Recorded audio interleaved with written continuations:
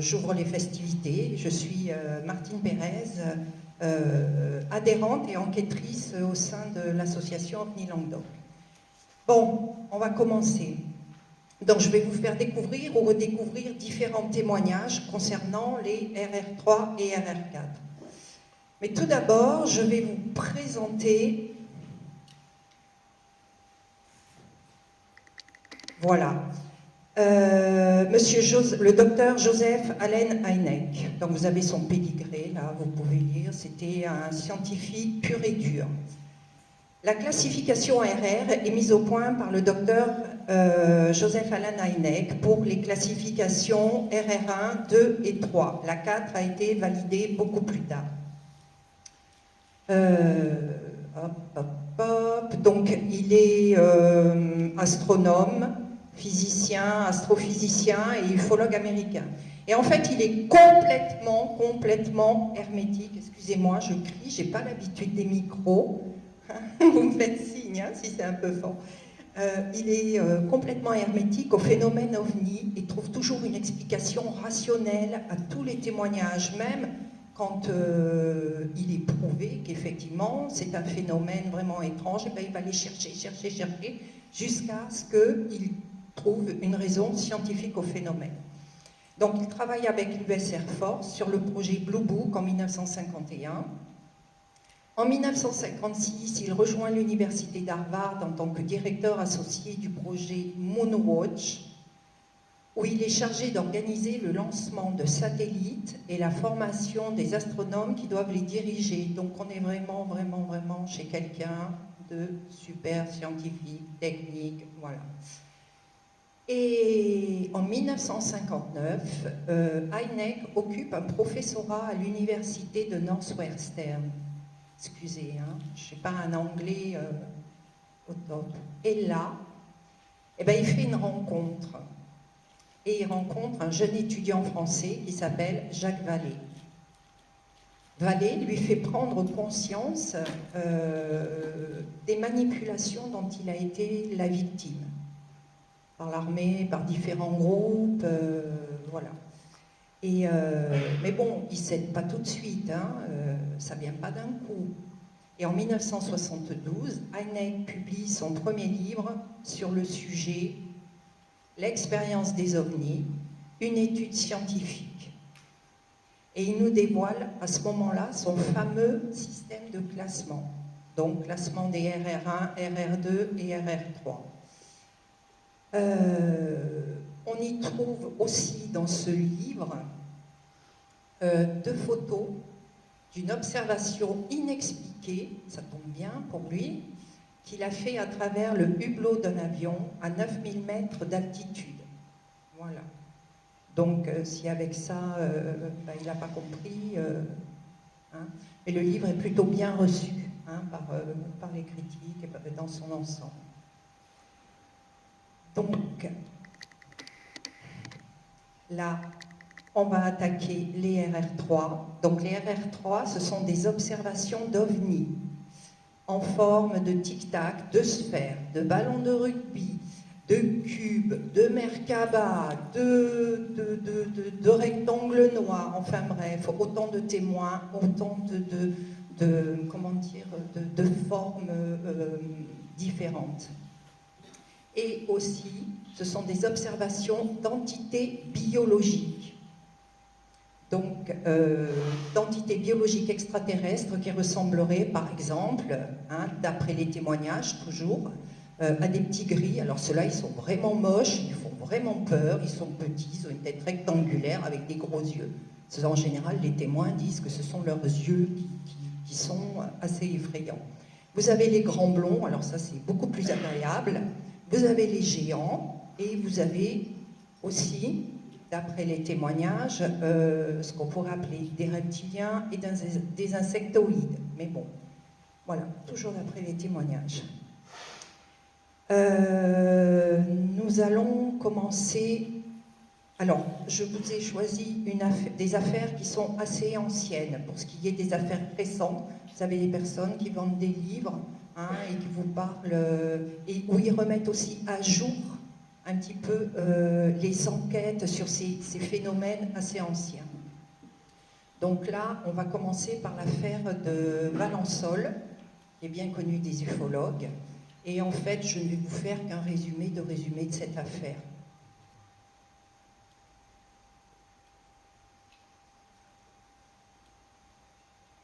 Ah, ça ne marche plus. Là, voilà, je ne suis pas habituée à ce genre de... Voilà, l'affaire de Valençol. Donc, il s'agit de monsieur, le contacté, c'est monsieur Maurice Mas, né en 24 et décédé en 2004. Sa rencontre a eu lieu le 1er juillet 1965, du côté de Valençol, les plateaux de lavande, en plein mois de juillet. Donc, le 1er juillet 1965, monsieur Maurice Mas est dans son champ de lavande. Il fait une pause cigarette vers les 5h45 du matin. Donc, c'est quelqu'un qui se lève très tôt, il fait chaud, on ne travaille pas la lavande quand il fait chaud. Et donc, il fait une pause derrière un clapier, environ 2 mètres de haut. Vous savez, ces grosses pierres empilées. Là. Et quand soudain, il entend un sifflement inhabituel. Donc, il contourne le clapier, et là, à environ 90 mètres de lui, il voit un engin de forme bizarre posé dans son champ, ressemblant à un gros ballon de rugby et reposant sur 6 béquilles. Et à côté de l'engin se trouvent 2 petits humanoïdes d'environ 1 mètre, vêtus d'une combinaison. Ils étaient accroupis et observaient les lavandes. Venir de si loin pour sentir des lavandes, c'est extraordinaire.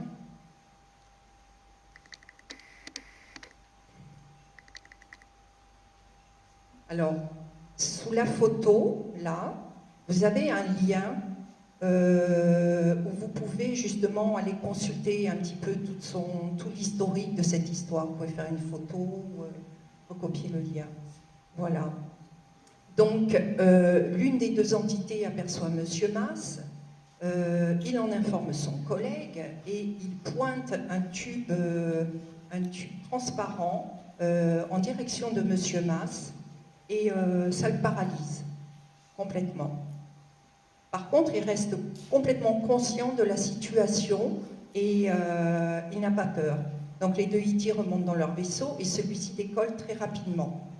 Et M. Mas finit par revenir à lui, à bouger, et il observe des traces au sol, tel qu'un trou rond de 30 cm de profondeur, le pied cylindrique principal de l'objet. Qui s'est enfoncé vraiment dans la terre, certainement pour stabiliser l'objet. La gendarmerie est prévenue. Son champ deviendra un chantier, un centre de laboratoire, et la vie de Maurice Mas va devenir un vrai calvaire. Alors, par la suite, les gendarmes, la DST qui ont enquêté sur cette affaire ont conclu à la véracité des faits et à un cas exceptionnel. Mais il n'y a pas que. Les médias, la presse se sont emparés un petit peu de l'histoire. Alors, il y a la presse et les médias de la région, mais aussi de pays étrangers. Et je remonte le truc. Voilà. Donc, il y a les médias qui débarquent à Valençol et chacun y va de sa plume, plus ou moins rocambolesque. Ils n'ont pas toujours été très gentils avec lui, surtout dans ces années-là. Il raconte qu'il dort beaucoup depuis cet événement, et l'opinion publique et la presse des années 60 font foi. Il aurait tout inventé, d'après eux. Donc les extraterrestres n'existent pas, il a eu une hallucination, ou bien c'est un hélicoptère de l'armée, ou encore mieux, à cette époque-là, il s'agissait d'un avion espion américain. Donc c'est vrai qu'à ces époques-là, on était vraiment dans l'espionnage, le bloc URSS et tout ça, voilà. Mais bon, c'est pas parce qu'on est cultivateur de lavande qu'on raconte forcément n'importe quoi. Donc à la suite de ça, il fait une grosse dépression. Mais certains Valençolais qui le connaissaient bien ont pour la plupart réfuté l'hypothèse du canular. Voilà. Et il en est de même pour les enquêteurs. En 1979, M. Mas rencontre qui? Monsieur Vallée, il est partout, Monsieur Vallée.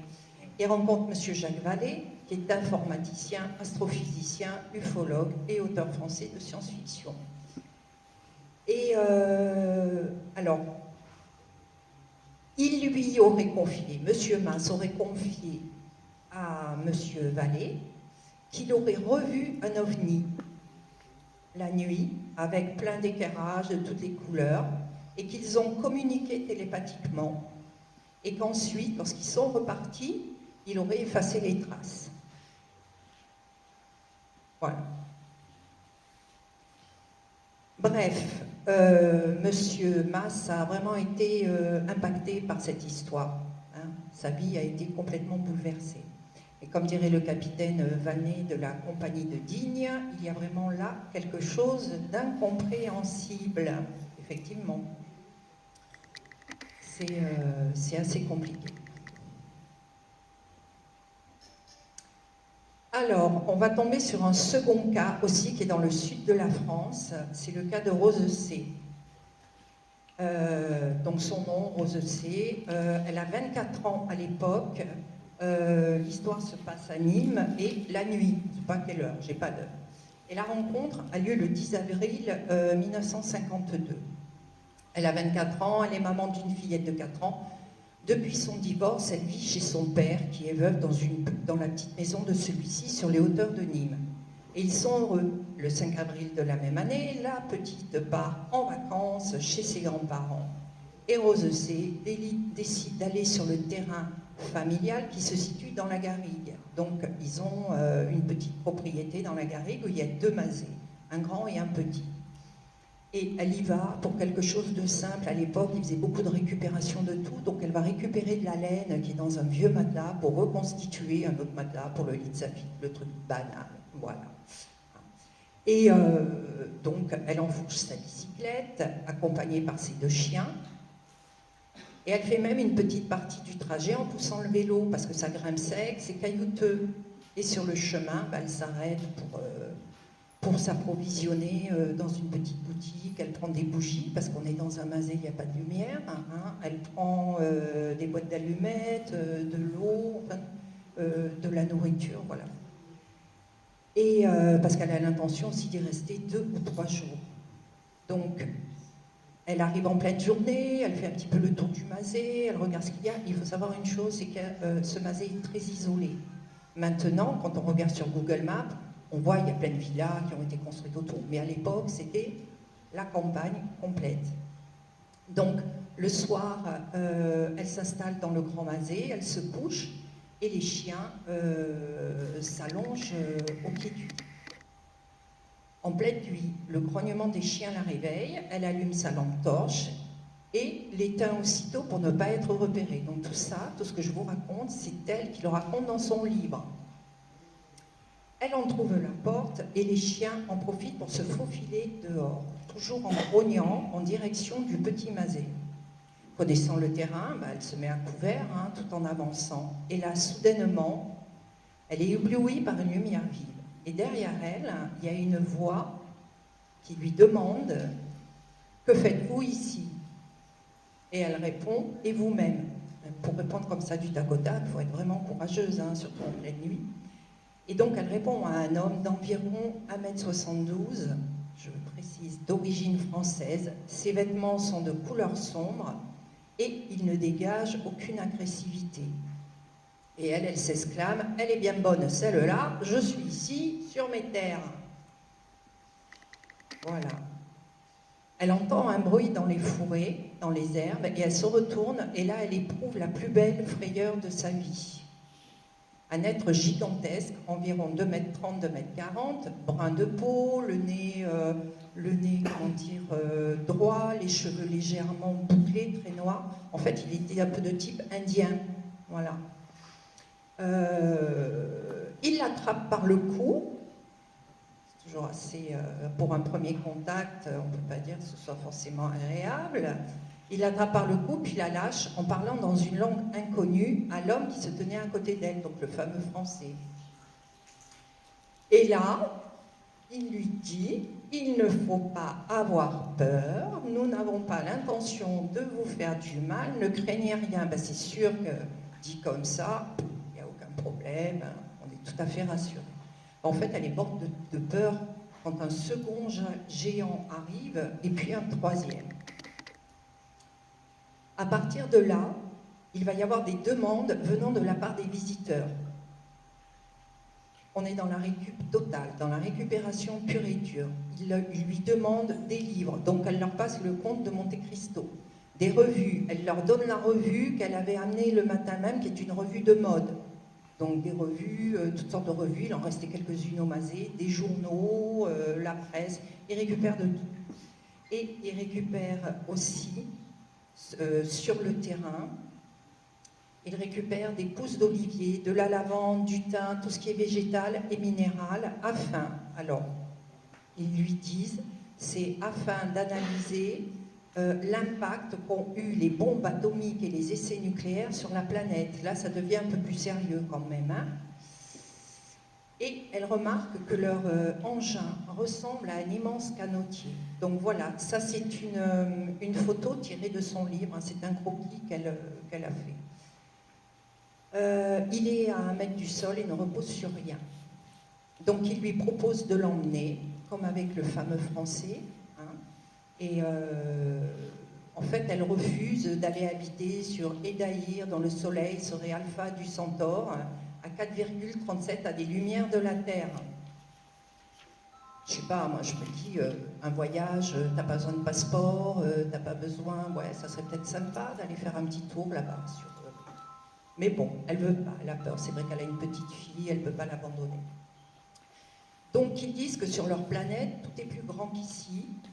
Par contre, notre planète est l'une des plus belles parmi toutes les planètes qu'ils visitent. Ils repartent le soir même et elle est très fatiguée de cette rencontre. Le lendemain, une douleur vive à l'annulaire droit la dérange et elle se rend compte qu'il a grandi pendant la nuit. Donc là, on voit la photo de la main droite, elle a vraiment l'annulaire qui arrive pratiquement à hauteur du majeur. Depuis cette rencontre, elle ressent en fait énormément d'empathie pour la nature et les animaux. Elle développe des facultés psychiques, tout ce qu'elle prédit se réalise. Alors effectivement, vous prédisez un tremblement de terre, automatiquement dans la journée, il y aura un tremblement de terre quelque part dans le monde, évidemment. Mais elle a quand même prédit des choses qui n'étaient pas courantes et qui se sont quand même réalisées. La nuit, elle est sujette à des phénomènes étranges, comme des symboles qui s'affichent sur un écran violet dès qu'elle ferme les yeux. Donc voilà, elle se couche, elle ferme les yeux, hop, écran violet, et des symboles qui s'affichent toujours dans le même ordre. Quelques années plus tard, elle se remarie avec un militaire et fait des séjours en Afrique. Et là, bah, c'est pareil, les phénomènes continuent. Donc, on est suivi. Où qu'on aille, si vous en repérez une fois, ils vous repéreront partout où vous irez. Et elle a écrit un livre et a dédié son histoire au monde entier, voilà, et au groupe Véronica, dirigé par Charles Guirand à l'époque. Et Véronica veut dire vérification et étude sur les rapports d'OVNI pour Nîmes et la contrée avoisinante, basée à l'époque à Nîmes. Et pour conclure son histoire, je vais vous citer une de ses petites interrogations. Elle dit « Aurais-je enfin la réponse à cette question qui me hante et qui m'obsède, sans que jamais je ne parvienne à comprendre la raison de cet invraisemblable choix? Pourquoi moi ?» Je pense qu'il y a beaucoup de personnes qui doivent se poser cette question « Pourquoi moi ?» Parce que ce qu'on en fait après, au quotidien, c'est pas évident. Voilà pourquoi je le sais. Là, on va aborder les RR4. Alors, RR4 est un contact entre les témoins et les entités. Il y a aussi communication, mais enlèvement dans des vaisseaux. Il peut y avoir une intrusion physique sur le témoin avec des instruments chirurgicaux pour des prélèvements de tissus humains, par exemple pour des hybridations, ça fait mal. Les enlevés sont terrorisés dans l'incapacité de bouger, mais parfaitement conscients de ce qu'on leur fait subir. C'est vraiment cruel. Hein. Ils sont rendus à la vie terrestre avec parfois des séquelles physiques, traumatisés à vie. Par contre, dans une version plus édulcorée, il y a eu des témoignages où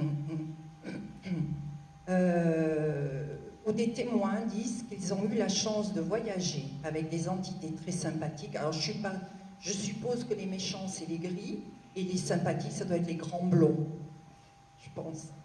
Et donc, ils voyagent dans des vaisseaux transparents où ils pourraient admirer la Terre depuis l'espace et en prime recevraient des informations concernant divers secteurs des sciences, des arts, des technologies terrestres, etc. Mais aussi un développement de facultés psychiques comme la prédiction d'événements ou autres. Voilà, il y en a qui ont plus de chance que d'autres dans ces enlèvements. Alors, je suis tombée tout à fait par hasard sur le livre de cette personne et bon, très peu de monde m'a dit oui, on connaît, non. En fait, voilà, j'ai été un peu surprise de ce que j'ai lu et je me suis dit que ça serait sympa de vous le partager. Alors, c'est pareil, elle a écrit un livre, tout ce que je vais vous citer est écrit dans son livre. Je n'ai rien rajouté ni enlevé. C'est elle qui parle et vous ferez votre propre opinion. Voilà. Donc il s'agit de Roselyne Palacio. Là, on la voit dans une interview il y a 11 ans. C'est une dame maintenant âgée. Elle habite au Québec et son contact avec les entités a eu lieu à Celestún de Punta Nimun, dans la région du Yucatan au Mexique. Le 26 juillet 1966. Voilà. Allez, on va attaquer l'histoire. Donc, Roselyne Palacio vit au Québec avec sa fille de 3 ans. Elle part seule en vacances au Mexique, retrouver une amie d'enfance, Monique, mariée à un Mexicain, Pedro, qui est étudiant en archéologie. Hop, non, qu'est-ce que cela? Voilà. Il travaille donc sur les sites de Chichen Itza et de Tulum. Et Monique et Pedro habitent à Mexico. Donc Pedro prend la route en direction de son travail. Donc Mexico, Celestún de Punta, il travaille même encore plus haut. J'ai regardé un petit peu la distance, il y a à peu près 1 jour et demi de route. Et décide donc de les embarquer au Yucatan pour une escapade plage. Donc voilà la plage, enfin, vous la verrez après. Le trajet est long et pour ne rien gâcher, Roselyne a la tourista. Elle a oublié d'aller chez le médecin, donc elle fait un trajet un petit peu infernal. 45 minutes plus tard, ils font une halte pour la nuit au motel de la mère de Pedro. Donc c'est un peu une soirée tortilla tequila, mais elle n'insiste pas parce qu'elle est toujours un peu malade. Le lendemain matin, le frère de Pedro, Carlos, 26 ans, ses 2 enfants, Marta, 6 ans, et le petit Pedro, 4 ans, se joignent au groupe. Là, nous sommes le 26 juillet 1966, il est 9h25 et tout ce petit monde reprend la route, sauf la mère de Pedro qui, elle, a son motel à gérer. Donc voilà la fameuse plage de Celestún, c'est beau, hein? Donc arrivé à Celestún de Punta Nimun, tout le monde descend, seul Pedro et John, qui est aussi un assistant en archéologie, continuent le trajet sur le site archéologique. Et donc, il doit les récupérer à 18h. Il va y avoir un problème, il va avoir une panne, il va être vraiment en retard. Jusque-là, tout va bien, donc c'est journée playa, baignade, bronzage, collecte de coquillages, enfin bref, c'est la belle journée paradisiaque comme on aimerait en avoir. Il plie bagage à 17h, remonte la colline qui sépare la plage de la route. Arrivé au niveau de la route, il s'assoit par terre pendant que les enfants jouent à jeter des cailloux sur la route. Roselyne les appelle pour qu'ils restent près d'eux. Au moment où ceux-ci se retournent, au moment où les enfants se retournent, un vrombissement retentit.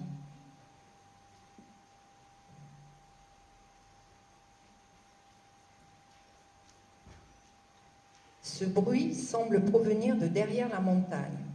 Elle voit dans le regard des enfants qu'il se passe quelque chose derrière elle. Ils sont comme hypnotisés. Idem pour Monique, sa copine. Roselyne se retourne et aperçoit un objet ovoïde métallique, comme de l'acier poli. Elle est paralysée, réellement paralysée. En fait, tout le monde est paralysé. Ils ne peuvent plus bouger, ils n'ont que les yeux qui peuvent bouger. Mais ils voient et entendent tout. L'objet amorce sa descente, il est en difficulté et s'échoue doucement sur la mer, près de la grève. Roselyne se sent de plus en plus mal physiquement, parce qu'en fait,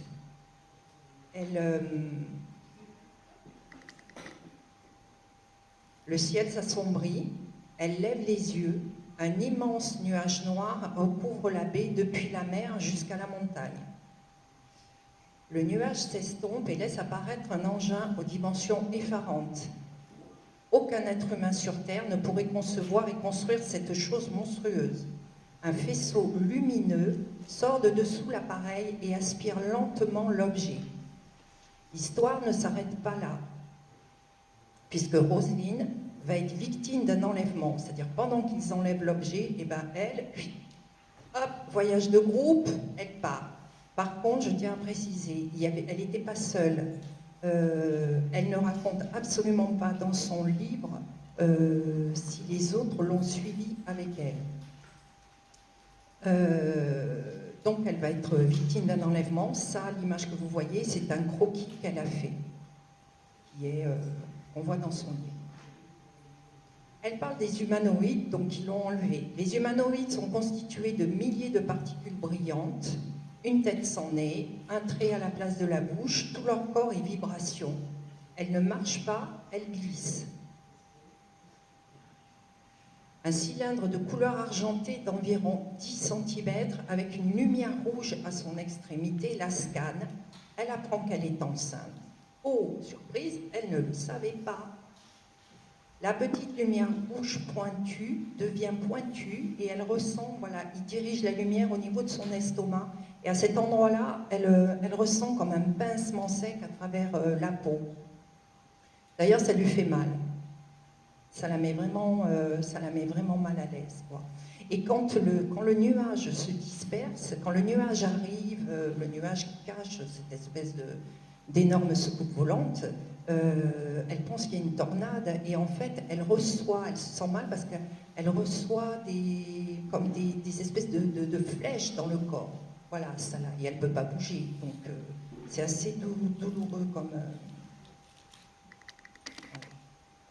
Elle est terrorisée et pense être morte et qu'elle est en présence de Dieu lui-même, car elle communique par télépathie. Et alors là, il lui fait la réponse bateau. Rassurez-vous, il ne vous sera fait aucun mal. C'est la deuxième à qui on dit ça, hein. Ils sont très malins. Par contre, eux lui disent, nous venons de la planète Hermaton, j'ai cherché, j'ai pas trouvé. Du système solaire d'Eda, j'ai cherché, j'ai pas trouvé. Dans la galaxie d'Agni. Agni, on peut trouver des références sur ce mot-là. Chercher, trouver ce que ça veut dire. Donc, il visite fréquemment la Terre, qui est une planète très jeune. L'entité lui annonce que la Terre est un incubateur. Voilà. Donc, on est une expérience... on est tous des incubés, quoi. Voilà, d'après eux. Ils se servent de nous. Alors là, on va passer à... Comment dire ? Bon, attachez vos ceintures, là, restez bien assis dans votre fauteuil, ça va décoller. C'est elle qui le raconte, je ne fais que vous le retransmettre. Donc, Roselyne elle est dans le vaisseau, là, du coup, hein. Elle est plus au bord de la plage. Roselyne se sent aspirée vers le bas et se retrouve dans le corps d'une de ces entités qui est là. À partir de cette incarnation subie, elle est initiée à la création et à la destruction de certaines galaxies, planètes, soleils, suite à de violents combats dont un fameux Lucibel lança les hostilités. Et cela perdurera sur des milliers d'années. Alors Lucibel, on retrouve ce mot-là chez les Cathares. Lucifer, Lucibel. Elle parle de l'Atlantide, du continent de Mu, de la vie et des coutumes des habitants. Elle est incarnée dans le corps d'une prêtresse de 13 ans et offerte à l'Inkali. Inkali qui est un grand prêtre dirigeant la spiritualité du peuple.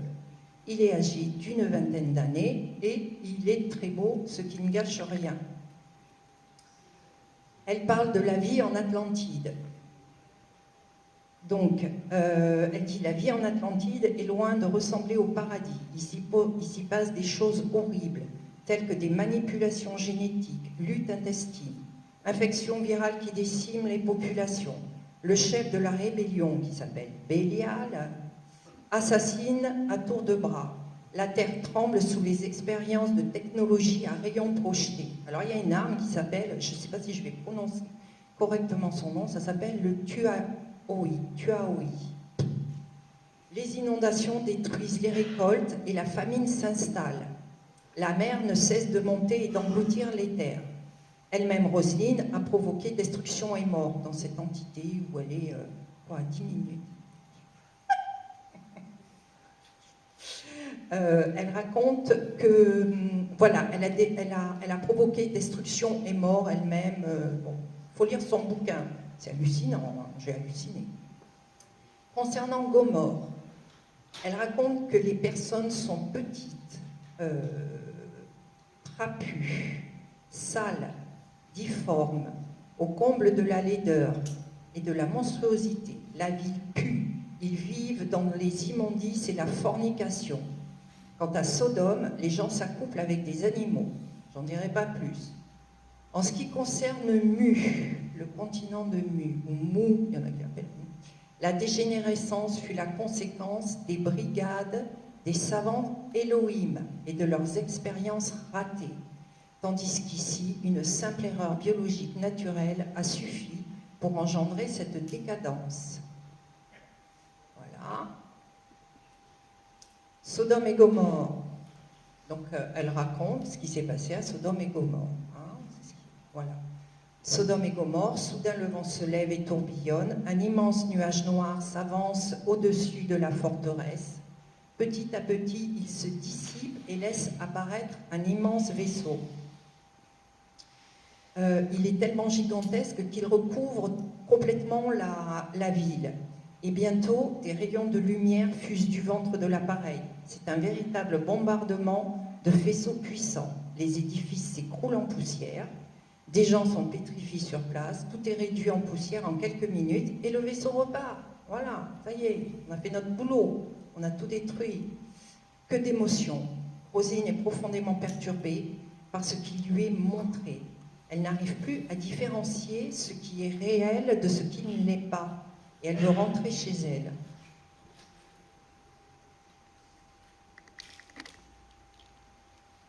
De retour sur Terre, elle tombe malade. Et c'est ça qui va en fait interpeller. Donc elle tombe malade, elle est brûlée au 3e degré sur tout le côté gauche ainsi que le bras et le cou. La petite Martha de 6 ans, elle a le visage complètement cramé. Elle est tellement brûlée qu'elle ne peut même plus ouvrir les yeux. Elles sont soignées par la mère de Pedro. En fait, elle voulait aller à l'hôpital. Et la mère de Pedro a refusé, toute la famille en fait a refusé, parce qu'en fait, le lieu où cela s'est passé, c'est un lieu où il y a énormément d'apparitions d'ovnis, d'enlèvements, il se passe énormément de choses. Et à chaque fois, quand la police arrive, et ben c'est moquerie, ou alors ils essaient d'étouffer les affaires.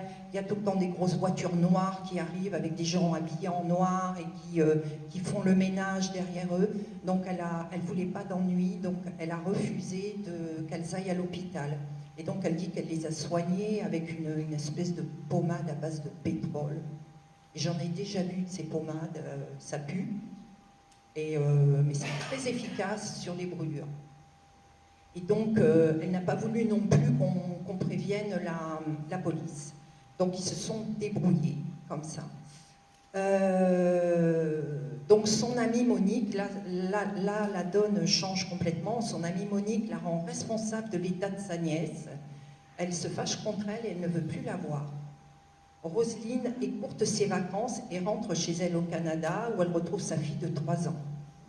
Ces journées se déroulent à peu près bien. Le problème a lieu la nuit. Quand je dis qu'ils vous poursuivent, toutes les lumières de la maison s'allument, la radio et la télévision fonctionnent sans intervention. Du coup, sa fille est morte de peur et elle dormira avec elle. Roselyne ne raconte à personne son expérience au Mexique et se raccroche au quotidien pour ne pas devenir timbrée, quoi. La vie continue malgré tout. Et 20 ans après, elle a attendu 20 ans, en 1985, à la suite d'une hypnose avec Daniel Huguet, elle couche son histoire sur le papier. En fait, elle ose enfin en parler. Et voilà.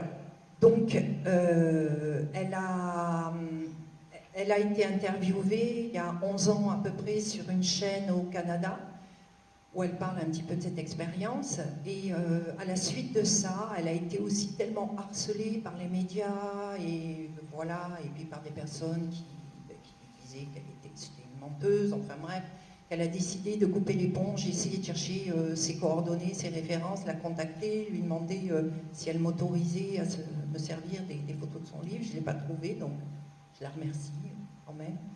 Et voilà, donc elle a tout fermé, elle a tout bloqué, elle ne veut plus voir personne, voilà, pour parler de son histoire.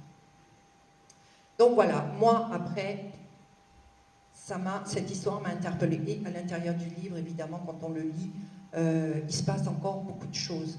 Par contre, il n'est plus édité. Donc si vous allez sur les sites, il coûte une blinde. Il coûte cher. Voilà, comme le livre de Rose C aussi, il coûte assez cher. Voilà, et on va terminer. Hop. Donc en fait, le phénomène existe depuis la nuit des temps. Les textes sacrés, les mythologies regorgent en fait de RR3 et de RR4. Je pense que si on prenait un petit peu la peine de les lire comme des livres d'histoire, sans y mettre de sacralité dedans, hein, je pense qu'on pourrait s'arracher la tête parce qu'il y a des histoires qui sont complètement hallucinantes. C'est vrai qu'à l'époque, il n'y avait pas OVNI Languedoc, donc on ne pouvait pas aller enquêter pour savoir, un président, pour savoir si c'était réel ou pas. Il n'y avait pas tout ça, mais bon, je ne pense pas que c'était tous des menteurs non plus, tous ceux qui ont écrit ces textes. Moi, mon préféré, c'est le Mahabharata. C'est vraiment une épopée. Nous, on dit qu'il s'agit d'une mythologie. Les Indiens disent « Ah non, non, c'est notre livre d'histoire, alors arrêtez de dire que c'est une mythologie. » Voilà. Donc quand on le prend comme un livre d'histoire, ça change la donne. Voilà, donc en fait, ils ont toujours été là et je crois qu'ils le seront encore pendant longtemps. Voilà, j'ai terminé. Et je vous remercie de m'avoir écouté. Je vous souhaite un excellent congrès. Et en attendant, ne vous faites pas enlever. Voilà, prenez soin de vous. Merci.